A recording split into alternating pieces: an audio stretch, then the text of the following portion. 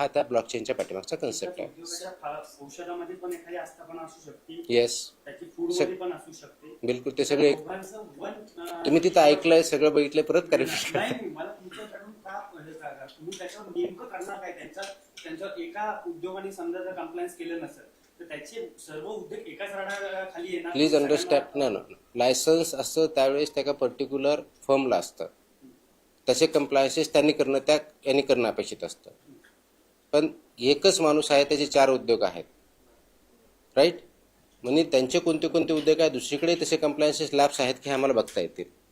ज्यावेळेस एक लायसन्सी असतो आणि ते पर्टिक्युलर प्रॉडक्टच्या बाबतीत असतं किंवा सर्व्हिसच्या बाबतीत असतं, तर त्याचे रूल्स त्यालाच लागू होणार, त्याचे रूल दुसऱ्याला लागू नाही होऊ शकत, जरी व्यक्तित्व असला तरी. पण ॲज अ रेग्युलेटर आम्ही हे बघू की जर इथं हे लॅकुना आहे आणि सेम बिझनेस दुसऱ्या ठिकाणी त्यांचा आहे, तर आम्ही ते चेक करू की तिकडे तसा बिझनेस आहे का. That will help us decision making. Sir, तुम्ही चार्ज घेतल्यापासून पुणे जिल्ह्यात देखील मोठ्या कारवाया सुरू आहेत. अगदी गुरुवारी देखील 10 बेकरीज आणि त्या सील केलेल्या आहेत. जिल्ह्यात कुठं या सगळ्या कारवाया झाल्या आहेत? तुमच्याकडे डेटा आहे ना? असं फक्त थोडंसं नाही, आता माझ्याकडे तुम्हाला नावाशी नाही सांगता येणार, पण हे अक्रॉस महाराष्ट्र आपले आहेत. पर्टिक्युलरली आपण काही ऑर्डर्स काढलेल्या आहेत. डेअरीच्या बाबतीत कारवाया चालू आहेत, हॉटेल अँड रेस्टॉरंटच्या बाबतीत चालू आहे, आपल्या प्रोहिबिटेड आयटमच्या बाबतीत चालू आहे, इतरही बाबतीत चालू आहेत. परंतु स्पेशल फोकस आपण आता फूड इंडस्ट्रीवरती, डेअरी इंडस्ट्रीवरती आणि प्रोहिबिटेड आयटमवरती केला. आणखी याच्यामध्ये काही पुढच्या प्रमाणात वाढणार आहे आणि याची माहिती आम्ही प्रेसला ऑलमोस्ट डेली बेसिसवरती देतो आहोत. सर, दुधापासून सुरू झालेली कारवाई, अगदी तंबाखू असेल, ते स्टिंग सारखं पेय असेल किंवा थेट आता डॉक्टर्स पर्यंत येऊन पोहोचलेली आहे. या सगळ्या गोष्टीमध्ये आता अनेक लोकांना प्रत्येक ठिकाणीच भेसळ असं वाटायला लागले. काय या सगळ्याची पार्श्वभूमी आहे? काय नाही, भेसळ ह्या दृष्टिकोनातून बघायचं नाही. आय थिंक नागरिकांना माझं ते आव्हान आहे. मी आता इथं माझ्या ओपनिंग रिमार्क्समध्ये बोलण्यामध्ये बोललो की आपण हा जो भेसळयुक्त पदार्थ किंवा भेसळ आहे त्यासाठी FDA आहे हा कन्सेप्ट डोक्यातून काढून टाका. प्रथमतः नागरिकांनी काढावा, मीडियानी काढावा, इंडस्ट्रियलिस्टनी काढावा. कारण ओरिजिनल जो ॲक्ट होता फूडच्या बाबतीत होता prevention of food adulteration act 1954, म्हणजे भेसळ थांबवण्यासाठीचा ॲक्ट होता.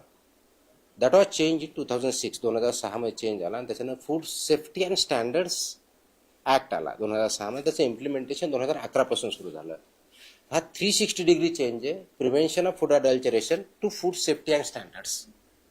त्याच्यामुळे हा बदल फक्त पेपरवरचा न राहता तो आपल्या आयुष्यात बदल आहे हे लक्षात घ्या.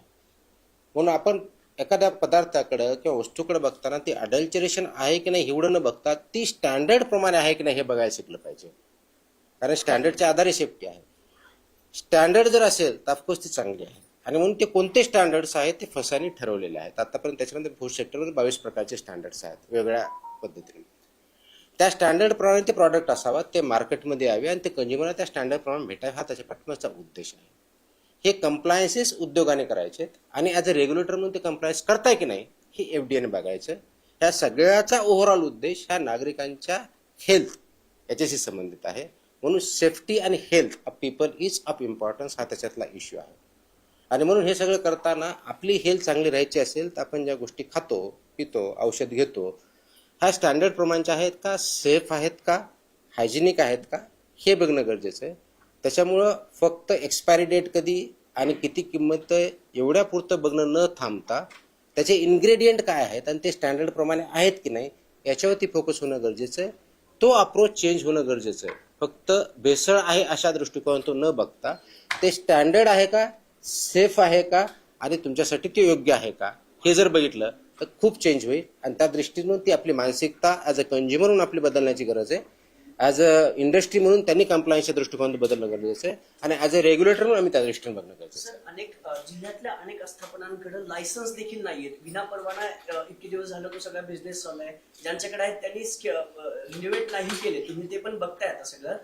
या सगळ्या लोकांना काय सांगाल सर? यांना काही आम्ही याच्यामध्ये ऑर्डर्स आपल्या स्टँडर्ड आहेत. लायसन्स नसेल तर 10 लाख रुपयाचा दंड आहे. विदाऊट लायसन्स जर तुम्ही बिझनेस करत असाल. आतापर्यंत आम्ही तेवढा दंड लावत नव्हतो, कमी मध्ये भागून नेत होतो. इथून पुढे ते कमी मध्ये चालणार नाही. माझ्या अधिकाऱ्यांना सांगितलंय किती छोटा असेल असं वाटत जरी असेल तर 10 लाख लिमिट आहे तर 10 लाख लावू द्या. सो दॅट अनलायसन्स किंवा अनरजिस्टर्ड उद्योग कुणी करू नये, हा त्याच्या पाठिंब्याचा उद्देश आहे. आणि जेणेकरून लायसन्स घ्या, रजिस्ट्रेशन घ्या, ऑनलाईन आहे, लवकर भेटतं, ती काही अडचण नाही आहे. आणि आपण नियमानुसार स्टँडर्डनुसार काम करा. तर हे केलं तर तुमचाही उद्योग व्यवस्थित चालेल आणि नागरिकांना व्यवस्थित फूड भेटेल. एका वेळेस तक्रारी मोठ्या संख्येने सॉरी तक्रारी हा, तर तक्रारींचं वर्गीकरण कसं म्हणजे साधारण काय पॅटर्न दिसतो? म्हणजे त्याला पॅटर्न सोडून दे फक्त एक नाही पॅटर्न म्हणजे काय म्हणायचं. म्हणजे बेसरीमध्ये काय येते, अन्न औषध तुमच्या माहितीसाठी एक गोष्ट सांगू शकतो, सर्वात जास्त कंप्लेंट पुणे जिल्ह्यातल्या आपण तरी- डॅशबोर्ड दाखवू शकतो मी. सर त्यातला पॅटर्न काय असतो? म्हणजे अन्न याच्यात हॉटेल अनहायजेनिक फूड ह्या सर्वात जास्त कॅटेगरी. आणि मानवी आरोग्यास धोकादायक ठरणारे असे सबस्टन्स कुठं आढळले आहेत का? म्हणजे त्याचे आपले सॅम्पल येतात, सगळे होतं, त्याचं आपण डिस्क्लोज करतो. जे अनसेफ असतो तो रिकॉल करतो, अनसेफसाठी त्याचं लायसन्स सस्पेंड करून पुढची कारवाई करतो. आपलं चालू आहे आणि ती माहिती आम्ही प्रेसला देतो. ते पण आपण जे आता 10-15 दिवसामध्ये केलेले आहेत, जे अनसेफ आढळलेले किती आहेत असे सॅम्पल? तो डेटा आता मला नाही सांगता येणार, पण आपण ते ऑलरेडी कारवाई करून प्रेसमध्ये देतो. तुम्ही जर वाटलं तर लायसन्स कॅन्सल केलेले, अनसेफ आढळलेले आपण देतो त्याच्यामध्ये. जे आता डेटा पुणे जिल्ह्यातून सर्वाधिक तक्रारी आहेत, ज्या कुठल्या स्वरूपाच्या आहेत ते त्या, सांगितलं आणि सर. त्यांच्यावर आपण काय कारवाई करतो किंवा त्यांनी काय त्याची कारवाई केली पाहिजे? प्रत्येक कंप्लेंट इन्व्हेस्टिगेट केली जाते. ते जाऊन तपासतो अधिकारी. त्याच्यानंतर ज्या प्रकारच्या तिथं लॅक्युना आहेत, कंप्लेंट केली म्हणजे 100% खरी असेल, पार्टली खरी असेल, हे डिपेंड्स. तिथे गेल्यानंतर तपासणे ते स्टँडर्डप्रमाणे काम करतो. आम्ही जर गेल्यानंतर अधिकाऱ्यांना माझे इन्स्ट्रक्शन असे आहेत, त्या पूर्णपणे आपण इन्स्पेक्शन करायचे ॲज पर द स्टँडर्ड. जे आपले स्टँडर्ड्स अँड रेग्युलेशन त्या एस्टॅब्लिशमेंटला लागू आहेत ते पूर्ण तपासणी करायची. फक्त कंप्लेंट आला तेवढा पार्ट न करता पूर्णच तपासणी करायची, सो दॅट तो बिझनेस, ती इंडस्ट्री त्या नामप्रमाणे काम करते की नाही हे तपासायचं. आणि त्या फाइंडिंग ज्या असतात त्याच्या आधारे आपण कारवाई करतो. आणि ज्या प्रकारचा व्हायोलेशन असेल त्या प्रोपोर्शनली आपण त्याच्यावरती कारवाई करतो. तर सर्वाधिक अनहायजेनिक कशाचा नाही, एकूण कारवाईच्या म्हणजे पहिल्या 24 तासात 500 होत्या. काल म्हणजे आज मला बघता आलं नाही, आम्ही बघू. पण तो ऑनलाईन आहे आता, त्याच्यामुळे तो डॅशबोर्डच आहे. तो एवढी अधिकारी म्हणजे पुणे जिल्ह्यात किती आहेत ना तुमच्याकडे आकडा? हां, जॉईंट कमिशनर आहेत माझे पुणे डिव्हिजन का जिल्हा नाही, जास्त असतील बघा. तुम्हाला पुणे जिल्हा तुमच्या डिव्हिजनचे किती बघा, I can show you the. Sorry ते चालूच आहे, ते कंटिन्यू. आता 1 मिनिटात सांगितलं 2 मिनिटं आकडा चेंज होणार आहे. त्याच्यामुळे किती झाला म्हणजे तुम्हाला मी प्रेस आय थिंक सर्वात जास्त प्रेस FDA मी आल्यानंतर सुरू झाल्या. ऑलमोस्ट डेली बेसिसवरती आम्ही देतोय, ऑलमोस्ट डेली बेसिसवरती. आणि तुम्ही तेच मला रिपीट क्वेश्चन करताय. सर्वाधिक अनहायजेनिक दुसऱ्यांना प्रश्न विचारू देणार. सर, अजून एक loophole आहे. एक मिनिट. आपले इतक्या प्रमाणात मोठ्या प्रमाणात सॅम्पलिंग केलं जातं, ते संशयाच्या काळावर तुम्ही कारणास्तव तो साठा तुमचा नष्ट करू नो शकता. नो नो पण तो नो नो नो नेमकं यू आर रॉंग. संशयाच्या कारणास्तव तुमच्या प्रश्न तसंच असतं सर. नाही, संशयाच्या कारणावर नसतं. ते डिस्ट्रॉय करण्यासाठी अनसेफ असेल तरच डिस्ट्रॉय होतं. संशयाच्या कारणावरून नसतं. तिथे ज्या फाइंडिंग असतात त्याच्या आधारे असतं. नंबर 1. ते कारण सांगतो मी तुम्हाला, ऐकून घ्या. अनसेफ फूडची डेफिनेशन कायद्यात दिलेली आहे. अनसेफ फूड मधला सर्वात मेजर घटक, वन ऑफ द मेजर घटक is unhygienic preparation. Please understand. जर अनहायजेनिक प्रिपरेशन असेल, तिथं मला बुरशी दिसलेली असेल, तर ऑटोमॅटिकली इट बिकम्स अनसेफ. आणि ते जर मी ते चालू ठेवलं, कंझ्युम केलं, फूड पॉइझनिंग झालं, इट इज नॉट अलाउड. म्हणून त्यासाठी ती पनिशमेंट आहे, कायद्यातच आहे. त्याच्यामुळे आम्ही कायद्याचं व्हायोलेशन करतो का? ॲब्सोल्युटली नाही, कायद्याप्रमाणेच जात आहोत. तिथं जर अनसेफ असेल, अनसेफ फॉर कन्झम्पशन असेल, तर आम्हाला ती कारवाई करणार. म्हणजे ॲज पर द रूल आहे, त्याच्यामध्ये कोणतीही चूक नाही आहे. सॅम्पलचे रिझल्ट, तुमचा जो पुढचा कॉन्सिक्वेन्शियल प्रश्न आहे की ते वेळेत येतात का? स्पीड वाढलेला आहे. मी जसं पाठीमागे प्रेस पण दिली होती, तुम्ही वाचली की नाही मला माहीत नाही आहे. जून महिन्यामध्ये फूडचे सॅम्पल आपण 6,400 पेक्षा जास्त टेस्ट केले आहेत. आणि 15 जुलैपर्यंतचा, 1 जुलैचे 15 जुलैपर्यंतचा फूडचे सॅम्पल आपण जवळजवळ 8,000 पेक्षा जास्त टेस्ट केलेले आहेत. By the end of month almost आपण करंट लेवलला येऊ. म्हणजे विदिन 14 days आपण फूडचे सॅम्पल कशाही परिस्थितीत त्याचे रिझल्ट देऊ. ही परिस्थिती by the end of month येत आहे. त्याच्यामुळे तशी लॅबची प्रॉब्लेम नाही आहे. एक फक्त यामध्ये ना लूपहोल्स असा होता की थांबा. सर्वाधिक अनहायजेनिक पुणेकर खातात असं वाटतंय. ना लक्षात घ्या, हे जनरल स्टेटमेंट करून we should not scare either the people किंवा इंडस्ट्री. ह्या दोघांना स्केअर करायचं नाही आपल्याला. कदाचित नागरिक तेवढे जास्त जागरूक असतील, कदाचित जास्त नंबरमध्ये इस्टॅब्लिशमेंट पण असतील. सो हे स्टेटमेंट करणं की इथं असं तसं असं स्टेटमेंट नाही करता येणार आपल्याला. It is very specific, particular. त्याच्यामुळे एका ब्रँडने सगळ्याला स्वीप करणं हे काय बरोबर नाही आहे. कंप्लेंट जास्त आला याचा अवेअरनेस जास्त आहे, हाही त्याचा अर्थ होऊ शकतो. त्याचा आता 100% कंप्लेंटमध्ये तथ्यांश आहे की असं आहे की नाही. जसं की आता समजा हॉटेलच्या बाबतीत घेतलं, आपण ऑलमोस्ट 2 दिवसापूर्वीचा आकडा असा होता की 450च्या आसपास हॉटेल आपण तपासले अक्रॉस महाराष्ट्र. 150च्या आसपास इम्प्रुव्हमेंट नोटीस दिल्या, 56च्या आसपास लायसन्स सस्पेंड केले. बाकीचे व्यवस्थित सापडलेच ना. आपण हायलाईट करताना ते करतोय, पण माझ्या नोटमध्ये दोन्ही पार्ट असतात. माझ्या नोट एवढे सापडले पासले, याच्यात आन्सेप एवढ्या नोटिसा दिल्या, एवढं हे माझ्या प्रेसमध्ये असतं. त्याच्यामुळं सगळ्यात त्याच्यावरती चूक निघते असं नाही आहे. आणि काही आम्हाला इंटेलिजन्स बेस्ड असतात, म्हणजे काही कंप्लेंटच्या आधारे करतो, काही इंटेलिजन्स बेस्ड असतात, काही आमचं अनालिसिस असतं. ह्या तिन्ही गोष्टीच्या पाठवते आपण कारवाई करतो. सगळ्याच गोष्टी आल्या त्याच्यामध्ये, स्ट्रीट फूड सगळ्याच गोष्टी आल्या त्याच्यामध्ये. आपण कारवाई करताना सगळ्यावरती घेतलेली आहे.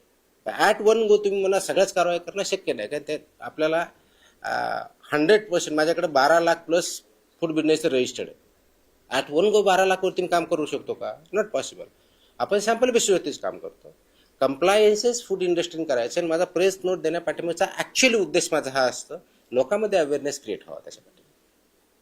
दोज हू पीपल कंझ्युम करतात त्यांनी जर क्वेश्चन करायला सुरुवात केली तर ऑटोमॅटिक डिमांड सप्लायनुसार त्याप्रमाणे क्वालिटी स्टँडर्ड चेंजेस होतील. आणि आज इथं येण्याचा उद्देशही सुच होता की त्यांनी मला रिक्वेस्ट केली होती की काय अपेक्षा आहेत ते सांगण्याच्या दृष्टिकोनातून, आणि चांगले इंटरॅक्शन झाले.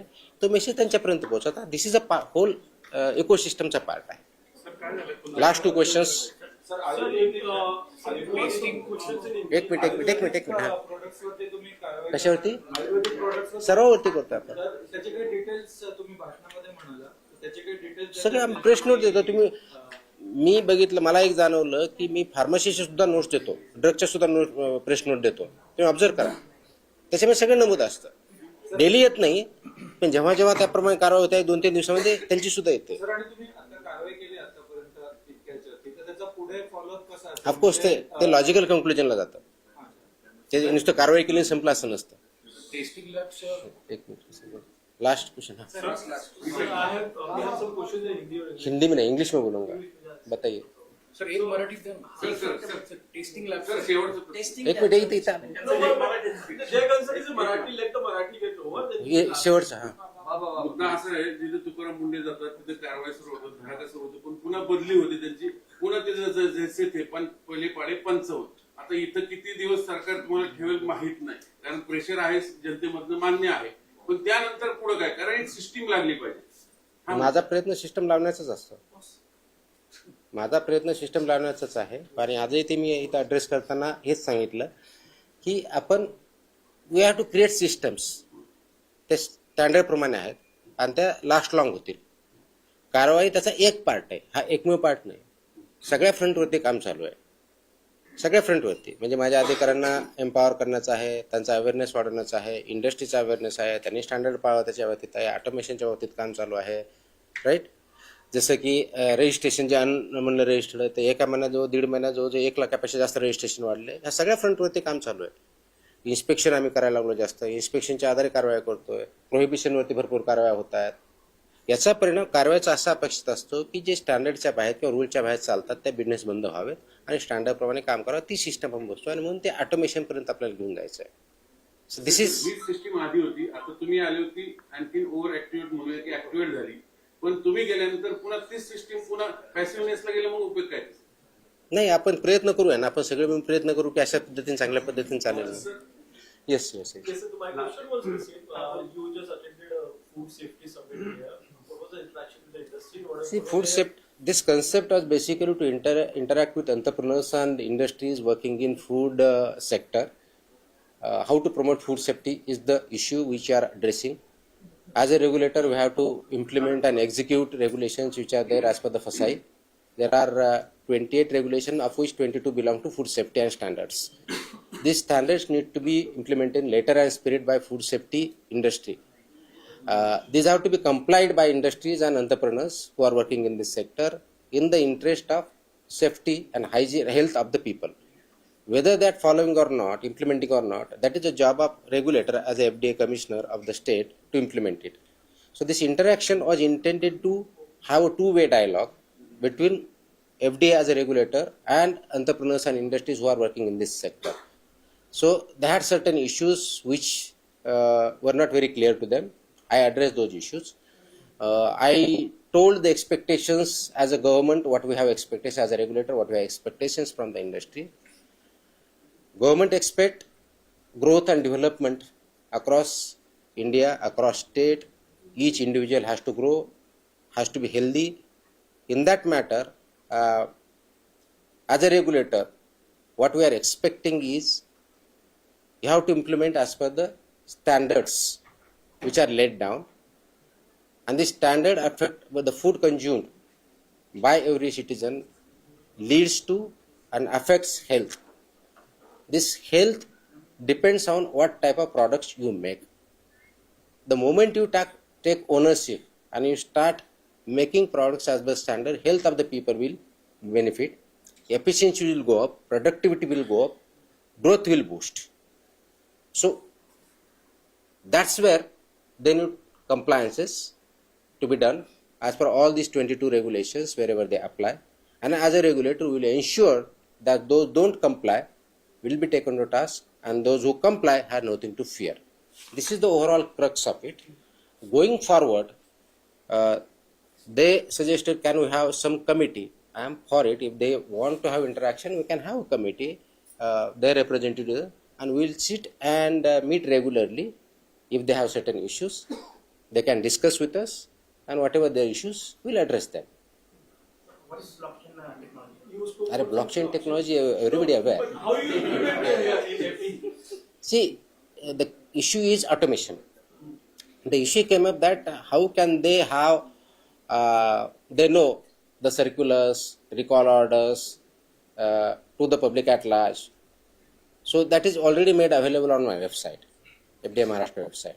You can just log in and check in that there are recall orders of the NSQ, not for standard quality medicines which are found. So that we implement, we issue the press note also that people are aware. Going forward, we have to go for full automation, and we are working on it. If they have some suggestions, we are welcome to that. Part of that will be a blockchain technology use along with AI technology, machine learning. All this will be used for transparency, data-based decision making, evidence-based decision making, which is available in the public domain, including the industry. That's the overall architecture we are working on. So in recent time, we've seen a lot of action being taken, a lot of brands names are under your scanner. So what are your objectives? No brands are under my scanner. Unsafe food and unsafe drugs is under my scanner. तर तुम्ही आता Last. दुधाचं उत्पादन कमी झालंय काय गाय आटल्यात म्हशी आटल्यात I think प्रश्न संपलेले आहेत तुमचे. थँक्यू. नेसलेच्या